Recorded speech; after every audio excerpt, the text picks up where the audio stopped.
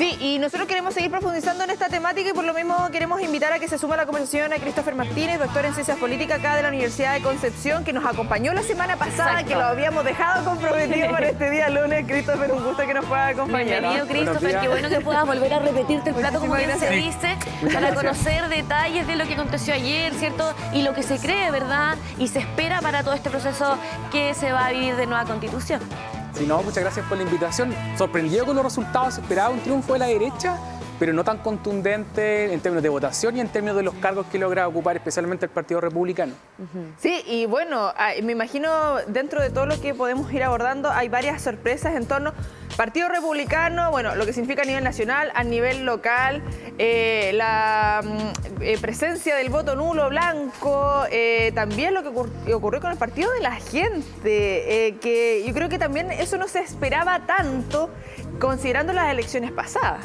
Sí, o sea, primero el Partido de la Gente, yo creo que una buena noticia que le haya ido mal, porque es un partido en realidad de corte populista, con un tinte de derecha, pero poco ideológico, y vimos la candidatura fallida, que de hecho ese mismo día que nos reunimos estábamos discutiendo acerca de la candidata de Tarapacá. Sí. Por otro lado, sorprende en el Biobío el triunfo del Partido Republicano, porque el porcentaje fue el único partido que tuvo mayor porcentaje de votos en el Biobío que a nivel nacional. Entonces hay varios temas que son interesantes, no solamente el caudal de votos que recibieron y también los 22 cupos que se aseguraron en el Consejo Constitucional. Christopher, ¿qué pasa con este gran triunfo del Partido Republicano? ¿Se ve que, por ejemplo, hubieron más personas mayores emitiendo el voto y que quizás la mayoría de los votos nulos tienden a ser de la gente joven? ¿A qué crees tú que se debe justamente este impresionante triunfo y poco esperado, no por muchos? Sí, bueno, el triunfo viene a reflejar un poco lo que vimos en el 4 de septiembre del 2022 en el plebiscito. En términos de porcentaje son bastante similares a lo que obtuvo la derecha ayer, la derecha plus, ¿cierto?, entre el Partido Republicano más la derecha tradicional. Eso por un lado, y lo otro es que el Partido Republicano fue el primero, creo, que comenzó a hacer campaña. Por allá en enero, en el verano, se escuchaban en la radio las campañas y la propaganda para votar por los candidatos y candidatas del partido. Y además refleja un poco esta contraola que estábamos viviendo en contra de lo que pasó en 2019. Claro. Es un partido que por lo menos se mantuvo consistente en su discurso más conservador del orden y seguridad, y que obviamente acompañaba a todos los últimos problemas en términos de inseguridad económica por posibles crisis e inflación, y la inseguridad en términos de violencia. El partido en el fondo sacó beneficios de todo eso. Sí, lo que significa también acá en la zona particularmente el triunfo de Paloma Zúñiga desde el partido de la actual administración. Nosotros estuvimos también reporteando y conversando esto, que indicaban, como lo habíamos hablado en algún momento, que venía a ser también esta elección un voto de apruebo o rechazo respecto a la actual administración del gobierno. ¿Cómo se ve también a nivel nacional? Porque sigue siendo segunda lista con más votos. Sí, en el fondo... Comparemos primero con lo que eran los partidos de la exconcertación que estaban en esta lista que sacó cero. Histórico que quedaron fuera, Carmen Frey, cero escaños, con muy mala votación. Sí. Y la lista donde estaban las fuerzas de gobierno y el Partido Socialista entre ellos, también le fue muy bien. Y también sorprende, yo creo que, considerando la votación que tuvo el Partido Republicano en la zona, que la candidata, ¿cierto?, de izquierda se adjudicara un escaño. En ese sentido, una buena noticia para el gobierno, aunque en el panorama general nacional es una mala noticia por las votaciones que recibieron. Claro. Y también por los cargos que obtuvieron. Sí, históricamente desde 1965 aproximadamente que no se sacaba tanta mayoría, una mayoría del más de 40%.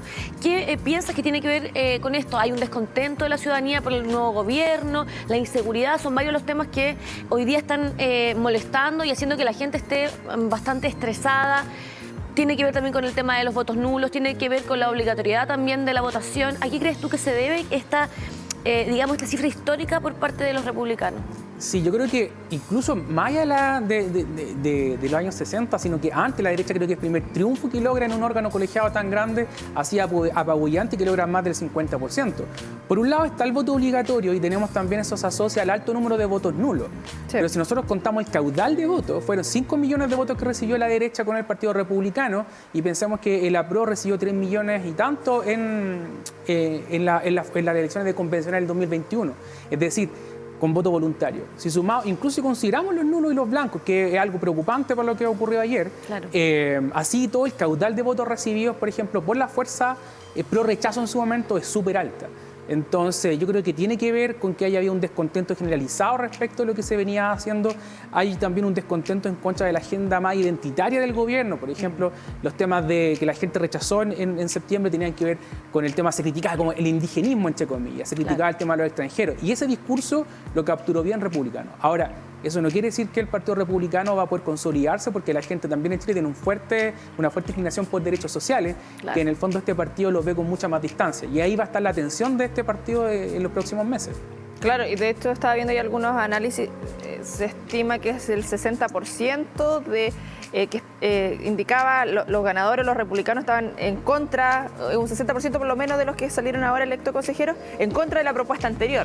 Y precisamente llegando a eso, son 22, si lo llevamos de la derecha, republicanos, más de la mitad de la derecha de los 51 consejeros y consejeras. ¿Cómo se pronostica también esto? Porque tienen que empezar a trabajar, tenemos que ver también qué va a ocurrir de aquí a diciembre, donde tenemos que también plebiscitar esto y lo que se espera realmente también de este proceso, considerando el panorama actual.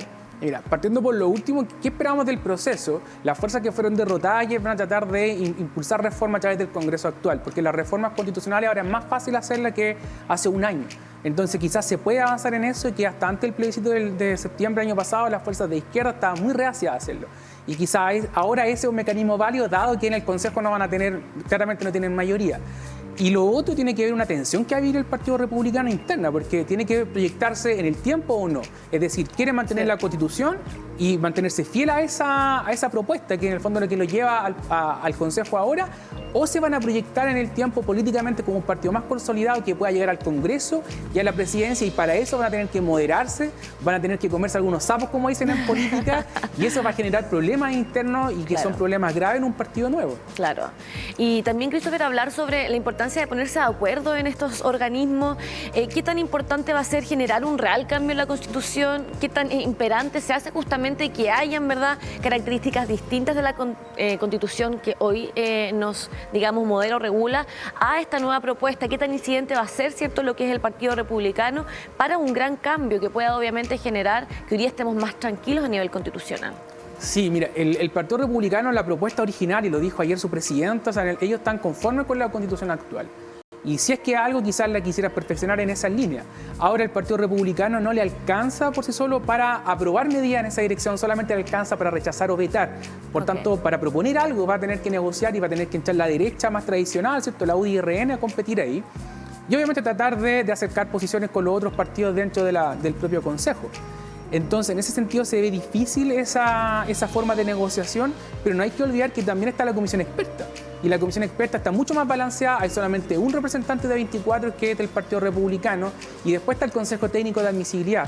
Entonces, estos dos órganos que la izquierda criticó porque de alguna manera rigidizaban y limitaban el proceso, ahora que gana el Partido Republicano, yo creo que debieran recurrir a ellos para tratar de influenciar las propuestas. Van a venir a nivelar un poco para que no sea tan cargado hacia un lado, como se dice, porque claro, la mayoría es contraria al aborto, cree que pueden seguir las AFP y las ISAPRES. Es como dentro del análisis que podemos hacer de las y los ganadores a nivel nacional, ¿o no? Claro, acá es lo que ocurre, y ya un poquito también respecto a lo que pasa con la ciudadanía. Voto nulo, tú indicabas, claro, respecto al voto obligatorio, pero también quizás, y lo que pudimos ver en terreno, que era impresionante la desinformación de las personas. Uno dice, nosotros tratamos de cumplir con nuestra parte, con nuestra pega, de llevar la información, hacer las cápsulas. Tuvimos a casi todos las y los candidatos para que entregaran su propuesta, explicando cómo era el voto.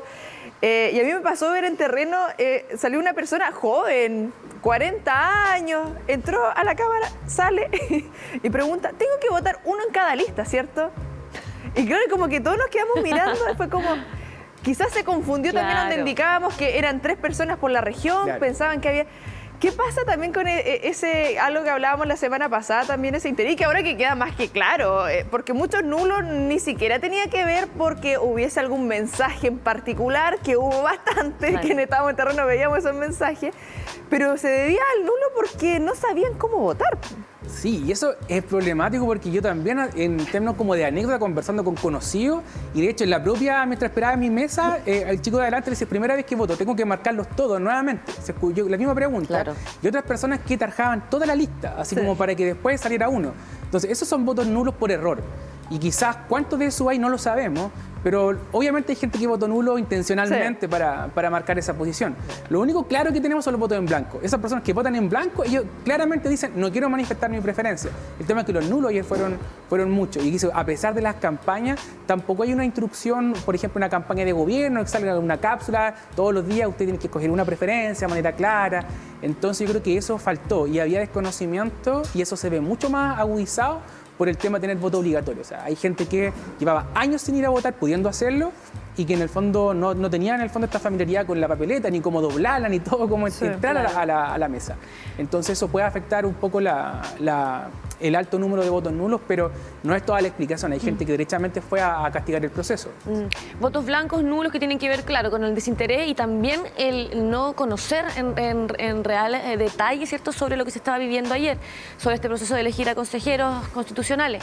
Ahora, tiene que ver también con no solamente el desinterés, sino que la poca conexión que tenemos también como ciudadanos con temas como este. Deberíamos desde pequeños quizás incentivar a que vayamos reconociendo lo que es la Constitución. Yo creo que poco se habló de la Constitución cuando estábamos en el colegio. Tiene que ver también con esto, con una educación cívica un poquito más profunda para realmente sentirnos con propiedad y poder votar informados y tener las ganas finalmente de educarnos e informarnos al respecto. Sí, yo creo que ahí son dos cosas y es precisamente una de las que tú mencionas. En el fondo, hasta qué punto nosotros estamos familiarizados con esta vida pública, más allá de nuestros amigos, actividades deportivas. Y esto no se practica mucho en los colegios, con gobiernos de los cursos, con otras organizaciones como Scout, organizaciones religiosas. Entonces, estamos un poco ajenas a esa discusión pública y por más que nos enseñen a través de educación cívica, eso probablemente se va a olvidar si no está acompañado de prácticas de vida pública. Y lo otro, que esta posición tan fluctuante parece del electorado, que se habla como de un péndulo. Yo no creo en ese péndulo de izquierda a derecha, yo creo que tenemos un electorado huérfano. En el fondo hay una desconexión con los partidos, que la gente vota, escoge a alguien para que gobierne o para redactar una constitución, y como lo vota sin convicción y no le gusta, porque están huérfanos, rápidamente empiezan a buscar otras alternativas. Y en la próxima elección y vuelven a cambiar de parecer, y por eso que hemos oscilado entre una Bachelet reformista en su segundo gobierno, Piñera, después no quisimos a Piñera, quisimos una nueva constitución con gente que no fuera de los partidos, y ahora quisimos a los partidos, y ahora además queremos una constitución redactada por gente más de derecha versus el origen de izquierda que tuvo todo este proceso. Sí, como para sumar de datito, claro, en esta oportunidad con voto obligatorio 18,2% votos nulos, 4,4% votos blancos. En otra elección de voto obligatorio, que fue el plebiscito de salida del 2022, 1,5% nulos, blanco 0,6%. Y el otro ya ha sido sin voto obligatorio. Algo que generó curiosidad y que yo creo que lo hablamos también fuera, en cámara, con diversas personas, entre el equipo. Uno esperaba también, por ejemplo, personajes como exintendente Jorge Ulloa, Robert Contreras, gobernador de Concepción en su momento, que tuvieran mayor participación o tuvieran más apoyo, porque en algún momento también hablamos, y lo que recurrió también la campaña en general, a utilizar los personajes, a las personas más conocidas. Acá estamos hablando también de un partido nuevo, donde hay personajes nuevos, no tan conocidos, a otras personas que ya tienen su trayectoria, lo que significa también dentro de estas sorpresas que nos dejan esta última elección. Sí, mira, ese es un punto interesante, porque una de las cosas que se quería realzar en este nuevo proceso era mayor experiencia, mayor gente con perfil político. Y claro, Jorge Ulloa queda afuera, pero también hay que sumar esto que en estos últimos años hemos vivido también un periodo de antipartidismo. Y de hecho, tanto el Partido de la Gente de París y como el Partido Republicano venían con una crítica a los partidos tradicionales.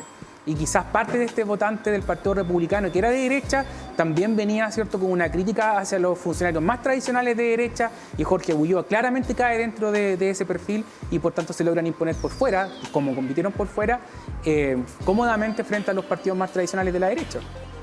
Si pudiésemos también hacer un repaso nuevamente de estos tres órganos que van a estar encargados de tejer la nueva Constitución y cuál es la importancia de cada uno de ellos para empezar, ¿cierto?, a ir construyendo esta posibilidad de que la gente siga informándose al respecto, porque probablemente entre todos esos votos nulos y blancos es porque justamente ni siquiera tienen claridad, ¿verdad?, de todos los que van a formar parte de esta nueva reforma constitucional. Sí, bueno, los órganos más importantes, en mi opinión, hasta ahora sigue siendo la comisión experta, ya desde cuando entra en funcionamiento, va a ser el Consejo Constitucional. La comisión experta está compuesta por 24 personas que fueron nombradas por los partidos políticos desde la Cámara de Diputados y del Senado y están de alguna manera equilibradas las fuerzas de izquierda y derecha. Hay 10, por ejemplo, cercanos a la exconcertación y el gobierno, y hay 10, por ejemplo, cercanos a la derecha tradicional. Uno del Partido Republicano y uno del Partido de la Gente. Entonces, este órgano está redactando lo que es una constitución en términos más técnicos, que fue una de las críticas que se le hizo al proceso anterior, que se redactaba cualquier cosa, que costaba entender lo que se decía. Eso se entrega al Consejo Constitucional recientemente electo y ellos van a, en el fondo, tener que aceptar y debatir estas nuevas propuestas e introducir modificaciones. Y para llegar a esos acuerdos tienen que alcanzar el 60% de votos dentro del Consejo que la derecha ya tiene. ¿Ya? Okay. Los tendría con el Partido Republicano y RN, Evópolis y la UDI. Y cuando hayan desacuerdos con lo que propone, por ejemplo, la comisión experta, sería una especie de comisión mixta para tratar de resolver eso, que tiene que ser aceptado por 2/3, que la derecha no tiene esta vez. Y después de eso nuevamente se somete al Consejo Constitucional. Y lo último sería el órgano de como de admisibilidad técnica, que cumple un rol específicamente más técnico y secundario en términos políticos, pero que igual va a cobrar relevancia, y eso es lo que uno espera a medida que avance el proceso y a medida en el fondo que se vayan decantando un poco las orientaciones de la redacción de la propuesta de la comisión técnica y que después va a moldar obviamente el Consejo Constitucional. Sí, y lo que hemos abordado también, el poco tiempo que hay respecto a esto, a lo que se vio en el proceso anterior. Estoy revisando acá la cantidad de cuánto llevamos de los resultados. Llevamos un 99,98%, porque nos falta un porcentaje. ¿Será? Ahí yo tengo mi duda. Lo que falta es generar algún cambio como con este sistema de las listas. Técnicamente podría. Podría, pero... Podría, especialmente porque el sistema, por ejemplo, de paridad es extremadamente complejo, que no creo que lo podamos explicar claramente acá. Pero ahí podría haber algún tipo de cambio. Yo creo que a esta altura ya la composición quedó. Incluso si el Partido Republicano perdiera uno o dos de sus representantes, la derecha seguiría teniendo 3/5 dentro del Consejo. Entonces todavía tienen en el fondo esa apabullante ventaja dentro de este órgano. Sí, 38.659 mesas van escrutadas de 38.665. Queda nada. Nada. Queda nada. Poquito. ¿Cuánto tiempo nos vamos a demorar en tener una nueva constitución? Es difícil esa pregunta, ¿sabes por qué? Porque ¿Qué pasa en diciembre? Claro, porque además el grupo que ganó O sea, le gusta la lejano. constitución actual. Entonces, si tuviéramos una nueva, ¿será tan nueva? Claro. Ese es el punto. Y además está el factor de que los partidos más de izquierda puedan quizás alinearse con un rechazo al nuevo proceso. Claro. Y por eso es que se dice ahora vamos a tener que escoger una constitución inspirada por Kast o la constitución inspirada, ¿cierto?, por Pinochet. Entonces, ¿cuál de los dos mundos en el fondo es el que más nos acomoda? Y por eso es que se habla de que el otro camino es hacer reforma a través del Congreso a la constitución actual para dejarla menos Pinochet, ¿cierto?, y más democrática, y que por tanto después se rechace lo que decía en este segundo o tercer proceso constitucional que lleva. Ya. Bueno, algunos decían que, claro, el voto nulo se debe a que se está ya rechazando la propuesta en sí, del proceso en sí. Entonces, bueno, habrá que ver lo que ocurre en diciembre. Estaremos analizando también. Te dejamos en libertad de acción, Christopher. Sabemos que tienes que ir a realizar clases, así que muchísimas gracias por habernos acompañado esta jornada. Siempre es súper interesante poder tener especialistas que hoy día puedan acercarnos a estos temas que son tan importantes, sobre todo con lo que vivimos ayer. Así que nos vemos en una nueva instancia. Ya, pues muchas gracias por la invitación.